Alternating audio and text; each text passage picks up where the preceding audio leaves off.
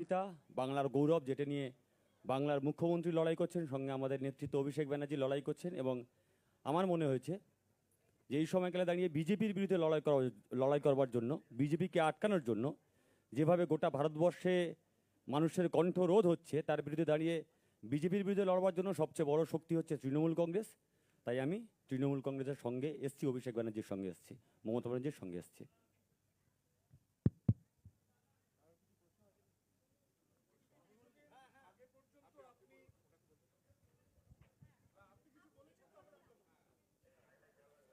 না, প্রতিকূর তার কথা বলেছেন। আমি প্রতিকূরের সাথে বিগত দিনেও অনেকবার কথা বলেছি। আমার বিরুদ্ধে প্রতিদ্বন্দ্বিতাও করেছিল 2024 সালে, আপনারা জানেন। ওর বাড়ি ডায়মন্ড হারবার 1 নম্বর ব্লকের বাসুলডাঙ্গা বলে একটা গ্রাম পঞ্চায়েত আছে, সেখানে। তো আমি দীর্ঘদিন ধরে ওকে দেখেছি, ওর কথা শুনেছি। সামনাসামনি আমার কোনোদিন দেখা হয়নি। এবং সিপিএম দলে যে কজন, বিশেষ করে এই প্রজন্মের যারা প্রতিনিধিরা লড়াই করছেন, আমি লড়াই করছেন কথাটা অত্যন্ত সচেতনভাবে ব্যবহার করছি। তার কারণ যেটুকু মিছিল মিটিং হয় এদেরকেই দেখা যায়, বাকি তো সিপিএম খালি টিভির পর্দায় রয়েছে আর সোশ্যাল মিডিয়ায় যত বিপ্লব। এবং পুরো ক্ষোভ বা তাদের যে আক্রমণটা, সেটা তৃণমূল কংগ্রেস, মমতা বন্দ্যোপাধ্যায় আমাকে তো করেই, কিন্তু শালীনতার একটা গণ্ডির মধ্যে থেকে কাজ করা এবং রাজনৈতিক লড়াইটা লড়া, কোনো মতে সেই শালীনতার গণ্ডি যাতে কেউ অতিক্রম না করে। আজকালকার দিনের যারা সিপিএমের প্রতিনিধিরা সোশ্যাল মিডিয়ায় বক্তব্য রাখছেন বা সমাজ মাধ্যমে বা সংবাদ মাধ্যমে যায়, তাদের অনেকের কথা আমি শুনি। ব্যক্তিগতভাবে আমি প্রতিকূলকে দেখেছি কোনোদিন তারা কোনো দলকে আক্রমণ করেনি। এবং বিজেপির বিরুদ্ধে আমাদের যে লড়াই, আমি যদি এসআইআর এর উদাহরণ নিয়ে বলি, যে আজকে এসআইআর বাংলা সহ 12টা রাজ্যে হচ্ছে। এই এসআইআর এর পদ্ধতিগত যে ত্রুটিগুলো রয়েছে, এগুলো নিয়ে যদি কেউ সরব হয়ে থাকে, একমাত্র তৃণমূল হয়েছে। গায়ের জোরে মানুষকে লাইনে দাঁড় করিয়ে জীবিত মানুষের নাম গায়ের জোরে কেটে দেওয়া। বাংলার ক্ষেত্রে নিয়ম আলাদা, বিহারের ক্ষেত্রে নিয়ম আলাদা। এই দ্বিচারিতা তো হতে পারে না। এর বিরুদ্ধে তৃণমূল কংগ্রেস যেভাবে কোর্টে, মাঠে, পার্লামেন্টের ভিতরে বাইরে লড়াই করেছে, সিপিএমও তো একটা রাজ্যে ক্ষমতায় রয়েছে। সিপিএমের এখানে অনেক নেতা রয়েছে, তাদের তো কেউ বারণ করেনি। আমাদের হাত শক্তিশালী করতে বলছি না, আপনারা পৃথকভাবে লড়ুন। কেরালায় তো তৃণমূল নেই, কেরালায় তো সিপিএম আছে। সেখানে সিপিএম নেতাদের ভূমিকা কি? আজকে যারা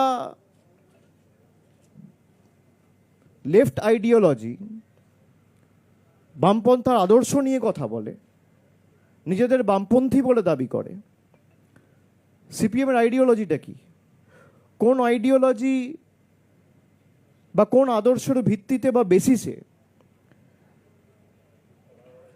আপনার পার্টির কোন আইডিওলজি আপনাকে সুযোগ দেয় বা আপনাকে বলে যে হুমায়ুন কবিরের মতো লোকের সাথে বসে আপনাকে জোট করতে হবে বা ডিল করতে হবে? কোন আইডিওলজির ভিত্তিতে 2021 সালে, যেখানে আপনি কেরালায় কংগ্রেসের বিরুদ্ধে লড়াই করছেন, সেখানে একই সময়, একই দিনে, একই মাসে, একই সপ্তাহে, একই দিনে, একই টাইমে বাংলায় কংগ্রেসের সাথে লড়াই করছেন? কোন আইডিওলজির বেসিসে? কোন আইডিওলজির বেসিসে আপনারা লক্ষ্মীর ভাণ্ডারের মতো সহায়তাকে ভিক্ষা বলেন? কোন আইডিওলজির বেসিসে একটা প্রান্তিক মানুষকে, যে সরকার চাল, ডাল, আর্থিক সাহায্য সহযোগিতা পৌঁছে দিচ্ছে, তাদেরকে ভিক্ষুক বলেন বা ছোট করে খাটো করে দেখেন? কোন আইডিওলজির বেসিসে?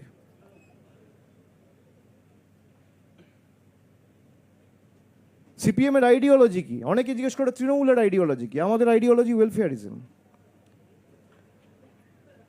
একটা প্রান্তিক মানুষকে সহযোগিতা, সাহায্যের হাত বাড়িয়ে দেওয়া, গ্রামের একদম প্রান্তিক এলাকায় যে দাঁড়িয়ে আছে সেও যেন পরিষেবা থেকে বঞ্চিত না হয়।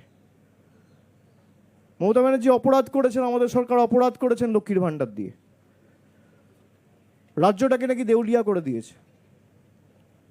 34 বছর যারা ক্ষমতায় ছিল, ঋণের পরিসংখ্যান ছিল 2,04,000 কোটি টাকা। কাউকে তো ভাতাও দেননি, দুটো মাল্টি সুপার স্পেশালিটি হাসপাতাল করেননি, 4টে বিশ্ববিদ্যালয় করেননি।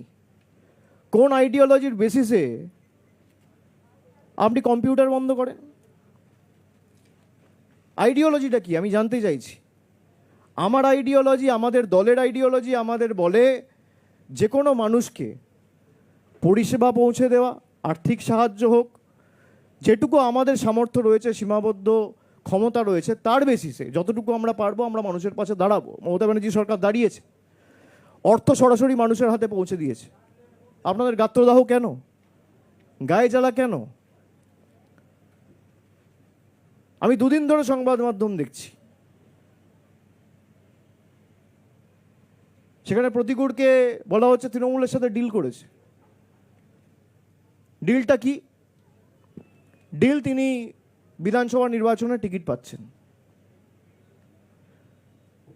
প্রতিকূল আমাকে নিজে এসে বলছে, দাদা দল যদি আমাকে টিকিট দেয়ও আমি টিকিট নেবো না।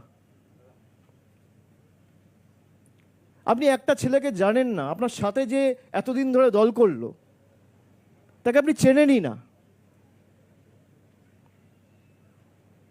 আপনি তাকে আগেই ঘোষণা করে দিলেন যে সে বেঈমান, সে গদ্দার। তার কারণ আপনার কাছে সে বশ্যতা স্বীকার করেনি, আপনার হ্যাঁতে হ্যাঁ মেলায়নি, আপনার স্তাবকে পরিণত হয়নি। খুব গায়ে জ্বালা সেলিম বাবুদের।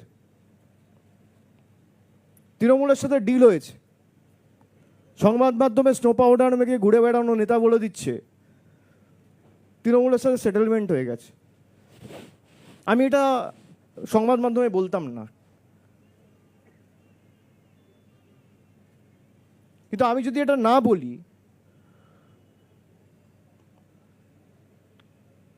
মানে আমার এটা বিবেকে লাগবে যে আমি কিছু বলার আগে ও এসে আমাকে বলছে যে আমি বিধানসভা নির্বাচনে দাদা কোনো টিকিটের জন্য আসিনি, আমি দল টিকিট দিলেও নেবো না, আমি সংগঠনে কাজ করব। আজকালকার দিনে কজনকে পাওয়া যাবে যার রাজনীতিতে কোনো চাওয়া পাওয়া নেই? রাজনৈতিক কর্মী সমর্থক প্রত্যেক দলেরই থাকে, কিন্তু ভালো কর্মী আপনি কোথায় পাবেন? তৃণমূলেও যেমন ভালো খারাপ আছে, বিজেপিতেও ভালো খারাপ আছে, সিপিএমও আছে, সব দলেই থাকে। যাদের চাওয়া পাওয়ার কিছু নেই, মানুষের জন্য নিঃস্বার্থে কাজ করতে চায়, মানুষের জন্য সর্বক্ষণের কর্মী হয়ে কাজ করতে চায়, এর জন্য কারোর রবার স্ট্যাম্পের প্রয়োজন হয় না। সিপিএমের জোনাল কমিটি, লোকাল কমিটি আর আলিমুদ্দিনে বসে থাকা নেতারা আমার সার্টিফিকেট দেবে, তারপর আমাকে বামপন্থী হিসেবে গণ্য করা হবে। এ তো একই জিনিস। আমরা বলি আমরা স্বামী বিবেকানন্দর হিন্দু ধর্মে বিশ্বাস করি, যোগী আদিত্যনাথের হিন্দু ধর্মে বিশ্বাস করি না। মমতা বন্দ্যোপাধ্যায়কে মহেশ্বতা দেবীর মতো একজন লেখক, তিনি প্রকাশ্যে বলেছিলেন, আমার এখনো মনে আছে, খুব সম্ভবত উলুবেড়িয়ার একটা সভা থেকে, যে মমতার বয়স বাড়ছে, এনার্জিও বাড়ছে। আমার এখনো মনে আছে। মহেশ্বতা দেবীর মতাদর্শ কি ছিল? অমর্ত্য সেনের মতাদর্শ কি? অমর্ত্য সেন বলছেন দেশের যোগ্য প্রধানমন্ত্রীর পদপ্রার্থী হচ্ছে মমতা বন্দ্যোপাধ্যায়। আমি বলছি না, আপনারা আমাকে মিসকোট করবেন না। অমর্ত্য সেন বলছেন। তার আইডিওলজি কি? তিনি বামপন্থী নয়? যাকে অমর্ত্য সেন, মহেশ্বতা দেবীর মতো ব্যক্তিত্বরা স্ট্যাম্প দিয়েছে, তাকে মোহাম্মদ সেলিমের স্ট্যাম্পের জন্য অপেক্ষা করতে হয় না। যারা তৃণমূলের আইডিওলজি নিয়ে কটূক্তি করে, ব্যঙ্গ বিদ্রুপ করে, তৃণমূল দলটার কোনো আইডিওলজি নেই। আমার আইডিওলজি ওয়েলফেয়ারিজম। একটা গ্রামে যদি আগুন লাগে, কাউকে পান না পান, ফায়ার ব্রিগেডে প্রথম ফোনটা করবে তৃণমূলের সেই পঞ্চায়েতের নেতা বা কর্মী। এটাই আমার আইডিওলজি। কারোর বাড়িতে কোনো বয়স্ক মানুষ যদি কোনো ব্যাধিতে আক্রান্ত হয়ে রাত্রিবেলা অ্যাম্বুলেন্সের প্রয়োজন হয়, অ্যাম্বুলেন্সটা ডাকবে যে সে তৃণমূলের কর্মী বা নেতা। এটাই আমার আইডিওলজি।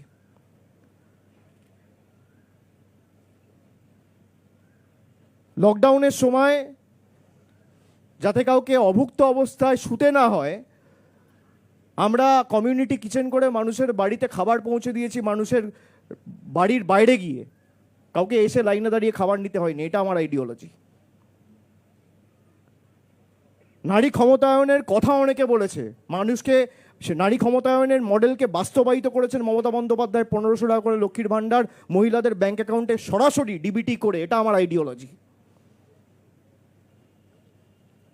যুবশ্রী করেছেন তিনি। আমরা তো জিজ্ঞেস করছি না কে বিজেপি করে, কে সিপিএম করে।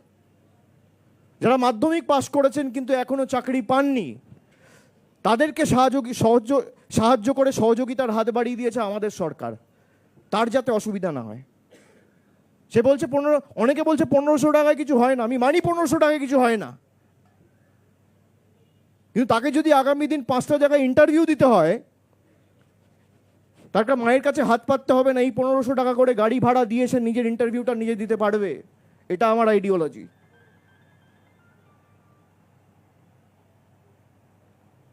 পনেরোশো টাকায় কি হয়?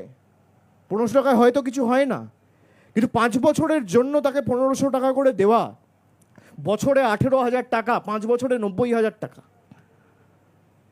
যারা বলছে তারা 9,000 টাকা দিয়েছে, 900 টাকা দিয়েছে, 90 টাকা দিয়েছে মানুষকে। এই 2,04,000 কোটি টাকা ঋণের হিসাব কোথায়? আপনি মমতা বন্দ্যোপাধ্যায় সরকারের আমলে একাধিক উন্নয়নমূলক প্রকল্প, পরিকাঠামোগত উন্নয়ন, রাস্তাঘাট, আলো, জলের প্রকল্প, ইলেকট্রিফিকেশন, গ্রামে গ্রামে বিদ্যুৎ পরিষেবা, এগুলো তো দেখেছেন। সিপিএম আমলে হয়েছে কি? প্রতিকূলতা তো সিপিএম ক্ষমতা থেকে যাওয়ার পর কার্যত রাজনীতিতে আসার সুযোগ পেয়েছে। ওর বয়স তো বেশি না, আমার থেকে ছোট, 5 বছরের। কিন্তু হঠাৎ করে বলে দেওয়া হলো ডিল করে নিয়েছে। ডিল কি? আমি বলার আগে আমায় বলেছে।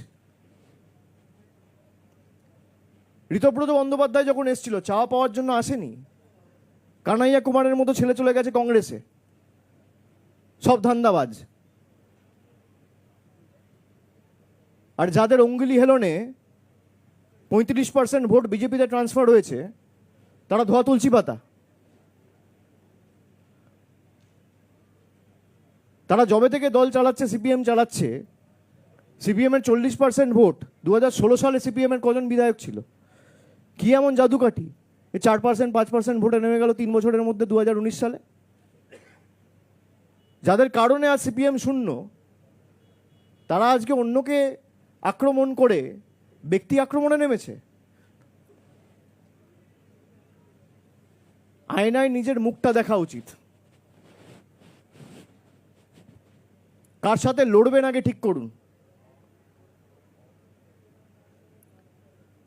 যারা বিজেপির কথায় উঠছে বসছে, বিজেপির থেকে টাকা নিয়ে বাংলায় আগুন জ্বালানোর চেষ্টা করছে, তাদের সাথে রথের অন্ধকারে মিটিং। 2021 সালে একই জিনিস করেছিল, 2026-এও একই জিনিস। এত বড় রেজিমেন্টেড পার্টি, কখনো আব্বাস সিদ্দিকী, কখনো নৌশাদ সিদ্দিকী, কখনো হুমায়ুন কবির, লজ্জা লাগে না? আপনারা তৃণমূলের আইডিওলজি নিয়ে ব্যঙ্গবিদ্রুপ করেন।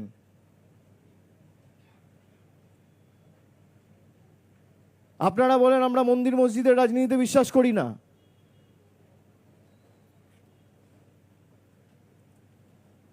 যারা এই বড় বড় কথা বলে, প্রশ্ন করে, অন্যকে ব্যঙ্গবিদ্রুপ করে, ছোট করে, খাটো করে দেখায়, তাদেরকে বলবো আয়নায় মুখ দেখুন। আর অন্য দলেরও যারা অনেক তরুণ প্রজন্মের প্রতিনিধিরা যারা এক বুক আশা, আকাঙ্ক্ষা, স্বপ্ন নিয়ে রাজনীতিতে এসছেন, তাদেরকে বলবো তৃণমূলে আসুন, যতদিন আমি আছি কতদিন আমি রাজনীতি করব আমি জানি না। আর সে কি মানে আমি তো দলে একটা ঊর্ধ্বসীমার কথা বলেছি। I have to lead by example. মানুষ যতদিন বাঁচবে সে তো রাজনীতি করে না, তাকে তো অন্য কিছু করতে হতে পারে। তার মানে আমি কালকেই ছেড়ে দিচ্ছি, পাওয়ার কোনো প্রশ্ন নেই। কিন্তু যতদিন আমি আছি, মানুষ কতদিন বেঁচে আছে, কাল কি হবে পরশু কি হবে তো ভগবানের হাতে, আপনারা কেউই বলতে পারবেন না, আমিও বলতে পারবো না। আমি অন্তত সুযোগ করে দেবো আমার যতটুকু সামর্থ্য রয়েছে, এবং আমাদের দলনেত্রী বারে বারে আগামী প্রজন্মকে সরাসরি রাজনীতিতে এসে কাজ করার আহ্বান জানিয়েছে, তিনি সুযোগ করে দিয়েছেন। আপনারা দেখেছেন তৃণমূল যুব কংগ্রেসের দায়িত্বে থাকা সায়নী ঘোষকে তৃণমূল কংগ্রেস সুযোগ দিয়ে পার্লামেন্টে পাঠিয়েছে, একাধিক যুব সমাজের প্রতিনিধি। আমি যখন 14 সালে গেছি তখন আমার বয়স কার্যত 26 বছর,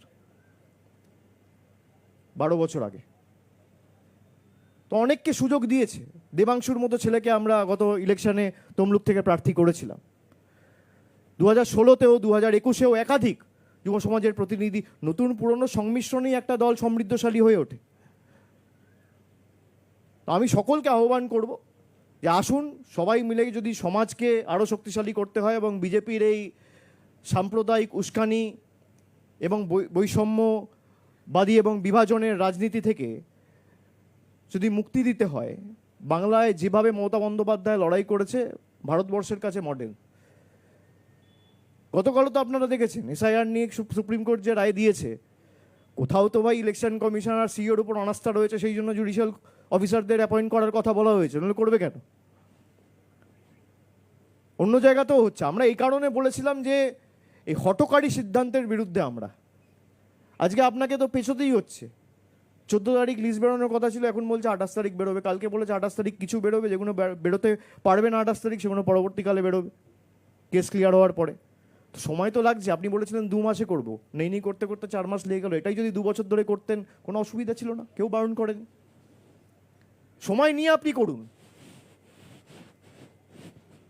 বাকি আপনাদের কারোর প্রশ্ন থাকলে বা প্রতিকূলকে যদি কিছু প্রশ্ন করতে চান।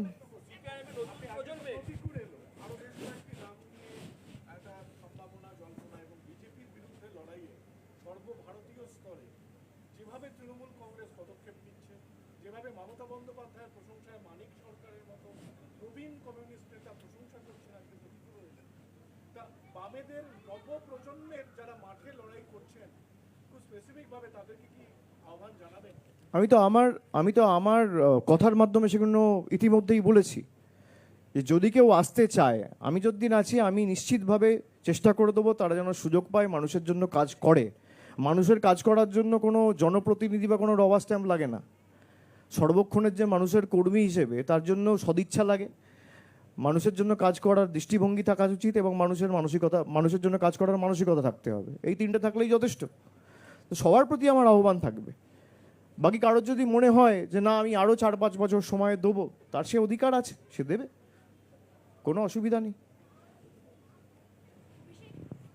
আপনি কিছুক্ষণ আগেই বললেন যে 2024-এ আপনার প্রতিপক্ষ আজ আপনার পাশে তিনি দাঁড়িয়ে আছেন, আপনাদের আদর্শ উদ্ভাসিত হয়ে আজকে তিনি স্বতঃস্ফূর্তভাবে দলে এলেন এবং আপনারা গ্রহণ করছেন। এটাই কি তৃণমূল কংগ্রেস? অর্থাৎ আপনার প্রতিদ্বন্দ্বীকে আপনি আজকে কিন্তু একটা নিজের নিজের দলে দলে নিলেন, নিলেন, এটা একটা উদারতা আপনি যেমন আমার কোনো উদারতা নেই, না আমার কোনো উদারতা নেই। এটা আমার উদারতা কেন হবে? আপনারা আমাকে মহান ভাবছেন, কোনো কারণ নেই আমাকে মহান ভাববার। আমি প্রতিকূলকে ধন্যবাদ জানাবো যে সাহস দেখিয়ে সিপিএমের ওই বেড়াজাল ভেঙে ও তৃণমূলে এসে আমার সাথে কথা বলেছে, আমি তার জন্য ওকে ধন্যবাদ জানাবো। আমার উদারতার কি আছে? সমীর প্রতিতুণ্ডু আজকে নেই, আমার বিরুদ্ধে উনি 2014 সালে প্রার্থী হয়েছিলেন। আমি যখন রাজভবনের বাইরে ধর্ণা করছিলাম তখন সমীর প্রতিতুণ্ডু সেই মঞ্চে এসে বলেছিলেন অভিষেক যে বলছে যে ধর্ণা করছে যে ইস্যু নিয়ে 100 দিনের কাজ নিয়ে আমি তাকে সমর্থন জানাই। আমার উদারতা, তার উদারতা, তিনি এসছেন।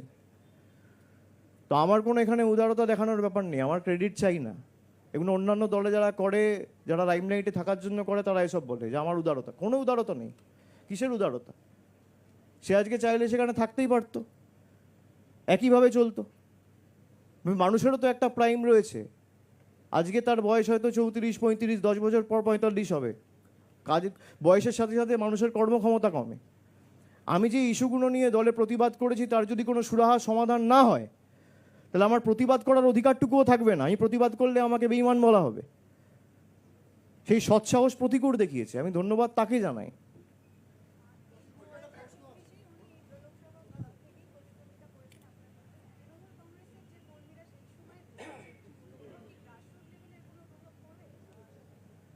আপনি ঘুরে চিহ্নিত করুন, যদি কোথাও পড়ে আমাকে জানাবেন, আমি হাত জোর করে তার কাছে ক্ষমা চেয়ে নেব।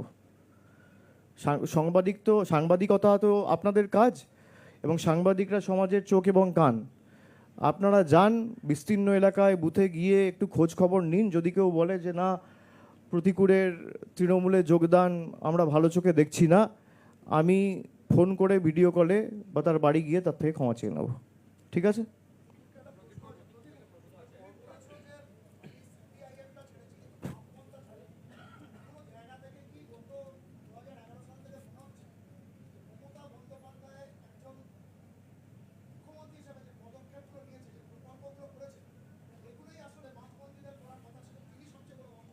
একদমই, এটা তো আমি আগের দিনও বলেছি যে আমরা যখন সিপিআইএমে ছিলাম, আমরা তো প্রথমেই বলেছিলাম যে লক্ষ্মীর ভাণ্ডার, আমরা লক্ষ্মীর ভাণ্ডার চাই না, আমরা ভিক্ষা নয় অধিকার চাই।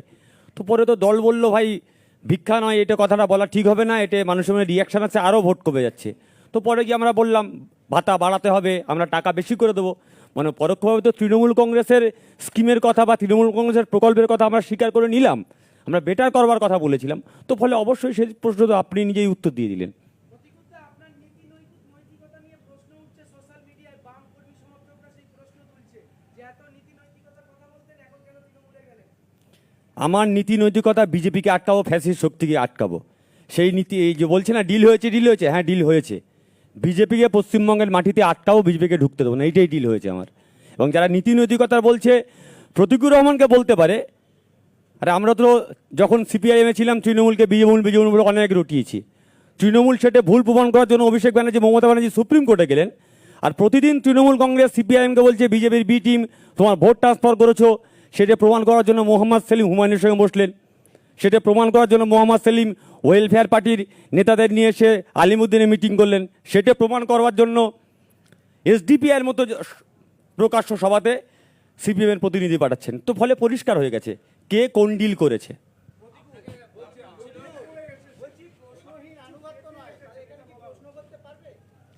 এই তো এখানে দাদার সামনেই তো প্রশ্ন করলাম, এখানে তো প্রশ্ন করলাম, এখানে তো কথা বললাম।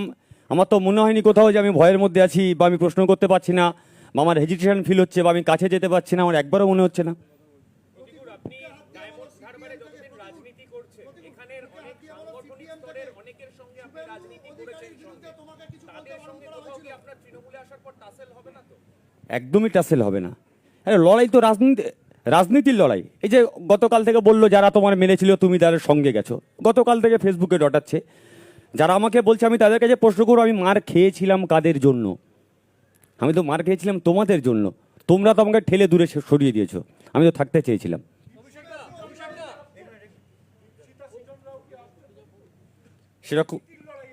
সেরকম কোনো কথা আমার সঙ্গে হয়নি। সেটা তুমি ওকে জিজ্ঞেস করছো কেন? ওদেরকে জিজ্ঞেস করো।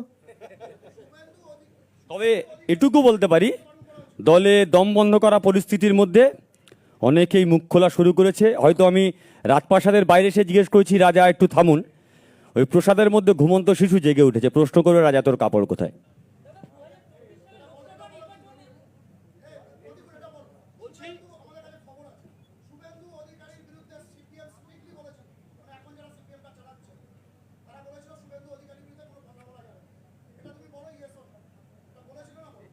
আচ্ছা, আজকের শুভেন্দু অধিকারী গতকালকে কি বললেন? সেলিম সাহেবের সঙ্গে প্রতিকূলের তুলনা হয়? দুদিন আগে সেলিম সাহেবকে আক্রমণ করলেন, এখন বলছে সেলিম সাহেবকে আক্রমণ করলে হয়? তো ফলে আমি কি উত্তর দেবো? উত্তর তো শুভেন্দু নিজেই দিয়ে দিয়েছেন। লোকসভা নির্বাচনে কতবার ফোন করেছিলেন, কি কথা হয়েছিল, ঠিক আছে, সময় এলে সমস্ত আস্তে আস্তে আসবে, অসুবিধা কিছু নেই।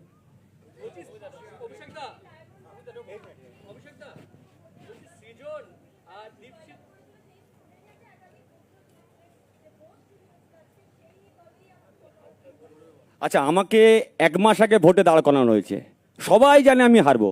তো আমি হারবো, তো আমি কি বলতাম আমি হেরে গেছি? আমার সাংগঠনিক শক্তি নেই, আমি ডায়মন্ড হারবারে ক্যান্ডিডেট দিতে পারিনি? আমার কাছে বেস্ট অপশন ছিল এটাই বলা, ভোট লুট হয়েছে না। আপনি নিজে ঘুরে দেখুন না কোনটা সাংগঠনিক শক্তি আছে আর কোনটা সাংগঠনিক শক্তি নেই। ডায়মন্ড হারবারে 2000 বুথ রয়েছে, আপনি 2000 সিপিএম বুথ এজেন্টের নাম জোগাড় করে আমাকে দিন, আপনাকে চ্যালেঞ্জ দিচ্ছি আমি। সিপিএম বুথে বসতে পারবে না, দায় তৃণমূলের। কংগ্রেস এজেন্ট দিতে পারবে না, দায় তৃণমূলের। আমাদের এজেন্টরা বসবে নাকি সিপিএমের এজেন্ট হয়ে? আপনি জোগাড় করে দিন। তো লগবুক থাকে, তো স্ক্রুটিনির সময় থাকে, ভোটের পরের দিন সবাইকে যেতে হয়, ইলেকশন এজেন্ট থাকে। আপনি যান না, জোগাড় করে দিন আমাকে। আপনি ডায়মন্ড হারবার ছেড়ে দিন, যে কোনো একটা লোকসভা বেছে নিন, 2000 এজেন্ট বার করে দিন, ওই মুর্শিদাবাদ মালদা ছাড়া।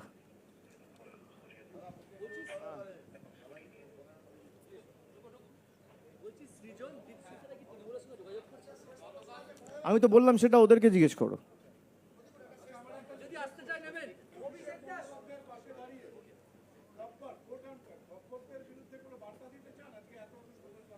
আমি কোনো ব্যক্তি আক্রমণ করতে চাই না।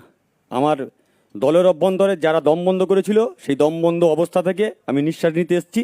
তো বলে আজকের থেকে আমার নতুন জার্নি শুরু হয়েছে। তো সেইখান থেকে যা লড়াই হবে রাজনৈতিকভাবেই লড়াই হবে, ব্যক্তিগত আক্রমণ আমি করতে চাই না। গতকাল মোহাম্মদ সেলিম তিনি বলছিলেন যে সন্তান হারার মতন অবস্থা তার এখন হচ্ছে, কি বলবেন আপনার প্রতিক্রিয়া? পিতা যদি সন্তানকে নিজেই গলা টিপে হত্যা করে আর তারপর চিৎকার করে বলে সন্তান হারানোর যন্ত্রণার কিছু বলার নেই। আমার সোকল পিতা, আপনি ভালো থাকবেন। আমি অনেকবার করে বলেছিলাম পিতা আমার সঙ্গে কথা বলুন, বাবা কথা বলুন, বাবা কথা বলেননি, দরজাও খোলেননি। অভিষেকটা আপনারা এত শক্তিশালী সংগঠন পুরো রাজ্য জুড়ে রয়েছে, তারপরেও একটা শূন্য হয়ে যাওয়া দল থেকে কেন নেতা নিতে হলো আপনাদের? সব থেকে বেশি কষ্ট তো আপনার হচ্ছে দেখছি। আপনার গায়ে লাগছে? আপনি কি তৃণমূল করেন নাকি? কে অভিযোগ করছে? তো সোশ্যাল মিডিয়া উত্তর নিতে বলবেন। যেদিনকে সামনাসামনি এসে প্রশ্ন করবে সেদিনকে উত্তর চাইবেন। যদি কেউ আসতে চায় তৃণমূলে, ভালো লোকেরা, আমি সুযোগ দেবো না? তরুণ প্রজন্মের কোনো প্রতিনিধি আসতে চাইলে আমি সুযোগ দেবো না তাদেরকে দলে ঢুকে মানুষের জন্য কাজ করার? এত গায়ে জ্বালা কেন? আর আপনাদের এত গায়ে লাগছে কেন 2-4 জনের? সোশ্যাল মিডিয়ায় প্রশ্ন করছে, সোশ্যাল মিডিয়া না করে ঝান্ডাটা নিয়ে রাস্তায় নামুন। সোশ্যাল মিডিয়ায় থাকলে 4 থেকে 2% হবেন, আর রাস্তায় ঝান্ডাটা নিয়ে নামলে 4 থেকে 5 হওয়ার সম্ভাবনা রয়েছে। আপনারা নিজেও বলছেন সোশ্যাল মিডিয়ায় প্রশ্ন করছে, আরে প্রশ্নটা তো সামনে এসে করো। বলছি পরশুদিন বিষ্ণুপ্রসাদ শর্মা তিনি তৃণমূলে যোগ দিলেন, আজকে অনন্ত মহারাজকে দেখা গেল মুখ্যমন্ত্রীর মঞ্চে। সেটা তো সরকারি অনুষ্ঠান, সরকারি অনুষ্ঠানে যেতেই পারে।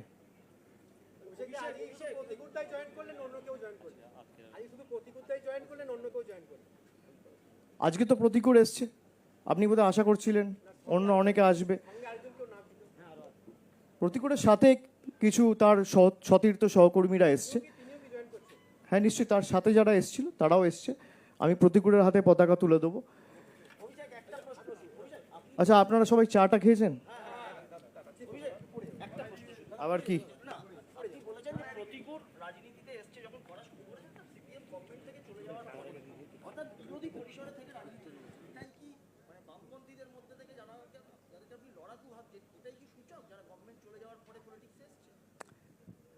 দেখুন, আমরা বিগত দিনে যাদেরকে দেখেছি সামনে মাঠে ময়দানে লড়াই করছে, আমি বলেছি প্রতিকূল তাদের মধ্যে অন্যতম।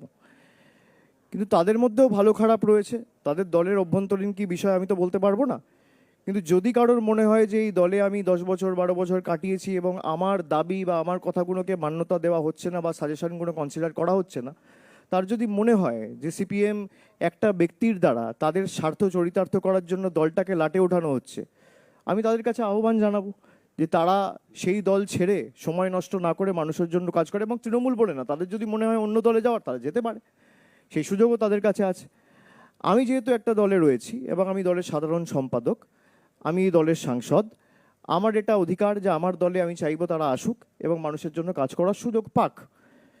কিন্তু যে কজন মাঠে ময়দানে লড়াই করেছে বা চাওয়া পাওয়ার রাজনীতি যারা করেনি, যাদের রাজনীতি থেকে পাওয়ার কিছু নেই, যাদের কোনো স্বার্থ নেই, যারা স্বার্থ সিদ্ধির জন্য রাজনীতিতে আসেনি, তাদের মধ্যে আমি মনে করি প্রতিকূল অন্যতম। এবং আমি খুব খুশি হয়েছি ও আজকে এসছে।